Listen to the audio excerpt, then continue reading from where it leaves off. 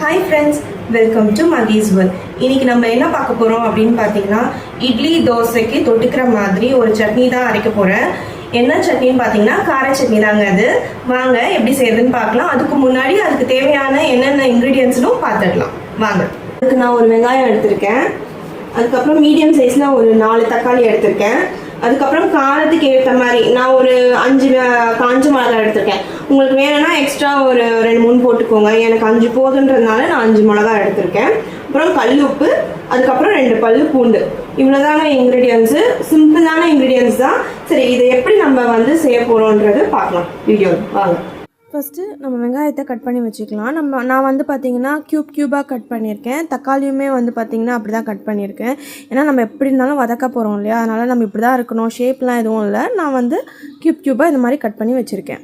First காஞ்ச மிளகா பூண்டு போட்டு அரைச்சிக்கோங்க. ஏன்னா நீங்கள் நடுவில் போட்டு அரைச்சிங்கன்னா அங்கே முழுசாக இருக்கும் சில இதெல்லாம். ஃபஸ்ட்டு இதை நம்ம எப்படி சில்லி ஃப்ளேக்ஸ்லாம் பண்ணுவோம் அந்த மாதிரி பதத்துக்கு ஃபஸ்ட்டு கொண்டு வந்துடுங்க. நான் 5 காஞ்ச மிளகா போடுறேன்.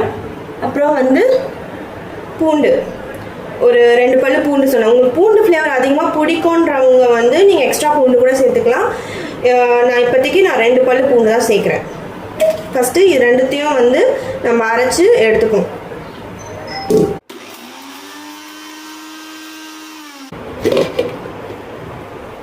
இந்த மாதிரி கொண்டு வந்துடுங்க. உங்களுக்கு தெரியுதா, இந்த மாதிரி பதத்துக்கு கொண்டு வந்துடுங்க. இப்போது நம்ம என்ன பண்ண போகிறோம்னா, அந்த கட் பண்ணி வச்சுருக்கோம்ல ஒரு வெங்காயம், அதை போட்டு நம்ம ஃபஸ்ட்டு அரைச்சிக்க போகிறோம்.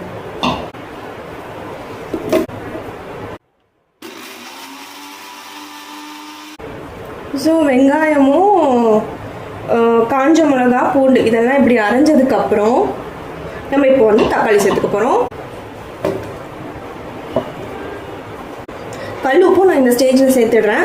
சப்போஸ் பத்தலைன்னா நம்ம தாளிப்போம் இல்லையா, அந்த ஸ்டேஜில் நம்ம பத்தலைன்னா நம்ம ஆட் பண்ணிக்கலாம்.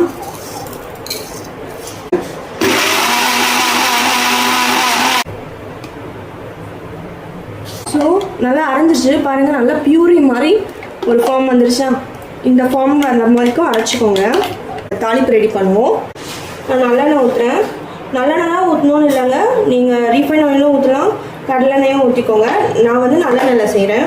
உங்களுக்கு காரம் பத்தலை அப்படின்னா கூட நீங்கள் அப்போ கம்மியாக காஞ்ச மிளகா போட்டுட்டு கூட நீங்கள் இப்போ வதப்பீங்கள தாளிப்பீங்க இல்லையா, அந்த டைமில் ஒரு 2 மிளகா எவ்வளோ காரம் உங்களுக்கு வேணுமோ அதுக்கேற்ற மிளகா கிள்ளி போட்டுக்கோங்க. என்ன காஞ்சிருச்சு, நான் ஃபஸ்ட்டு கடுகு போடுறேன், கருவேப்பிலை போடுறேன். நல்லா கருவேப்பிலை இதானதுக்கப்புறம் நல்லா பொரிஞ்சதுக்கப்புறம் நம்ம அரைச்சி வச்சுருக்கோம் இல்லையா சட்னிக்கு, அதை கொட்டிடலாம்.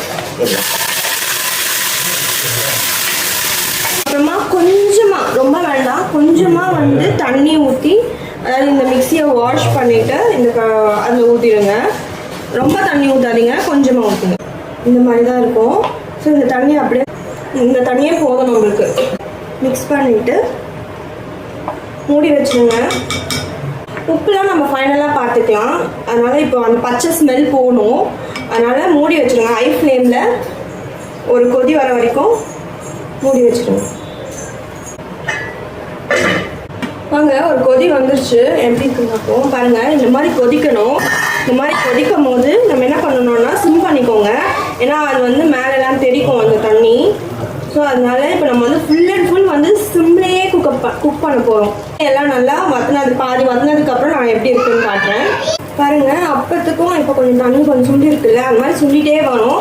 சிம்லேயே வச்சு குக் பண்ணுங்கள். உங்களால் ரொம்ப நேரம் ஸ்டவ் கிட்ட நிற்க முடியல அப்படின்னா மீடியம் டு சிம் இதுக்குள்ளே மாற்றி குக் பண்ணிகிட்டே இருங்க. பட் ஆனால் அப்படியே விட்டுட்டிங்கன்னா கருகிரும் கீழே.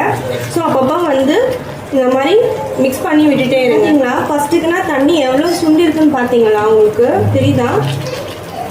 ஸோ இன்னமும் சொன்னவங்க நல்லா திக்காக வரும். ஸோ அது வரைக்கும் சிம்லேயே வச்சு அப்பப்போ இந்த மாதிரி மிக்ஸ் கொடுங்க.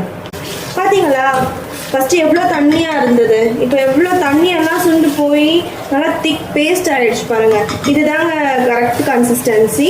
ஸோ இந்த ஸ்டேஜில் நான் என்ன பண்ண போகிறேன் அப்படின்னா, கொஞ்சமாக ஒரு ஸ்வீட்னஸ்க்காக கொஞ்சம் சுகர் ஆட் பண்ண போகிறேன். ரொம்ப ஆட் பண்ணிடாதீங்க, லைட், அதாவது சுகர் போட்ட மாதிரியும் இருக்கணும், போடாத மாதிரியும் இருக்கணும், அப்படி இருக்கணும். ஜஸ்ட் இவ்வளோதான் போட போகிறேன். போட்டுட்டு ஒரு மிக்ஸ் கொடுத்துக்கோங்க. சுகர் போட்டுட்டு ஒரு ஜஸ்ட் ஃபார் செகண்ட் அது கேரமலைஸ்ட் ஆகணும்ல, அதனால போட்டுட்டு எல்லாமே சிம்மில் தாங்க பண்ணேன். நான் ஏற்றவே இல்லை, எல்லாமே நான் சிம்மில் தான் வதக்கினேன். ஸோ எனக்கு வந்து பார்த்தீங்கன்னா உப்பு காரம் எல்லாமே கரெக்டாக இருக்குது. உங்களுக்கு வேணும் அப்படின்னா வதக்கும் போது காஞ்ச மிளகா சேர்த்துக்கோங்க. காரம் பத்தலைன்னா உப்பு பத்தலைன்னா இந்த ஸ்டேஜில் செக் பண்ணிவிட்டு கொஞ்சம் உப்பு வேணும்னா உப்பு சேர்த்துக்கோங்க. அவ்வளோதாங்க, நம்ம கார சட்னி ரெடி ஆகிடுச்சு. வாங்க நான் எப்படி இருக்குன்ட்டு தோசைக்கு வச்சு நான் டேஸ்ட் பண்ணி சொல்கிறேன் எப்படி இருக்குன்ட்டு.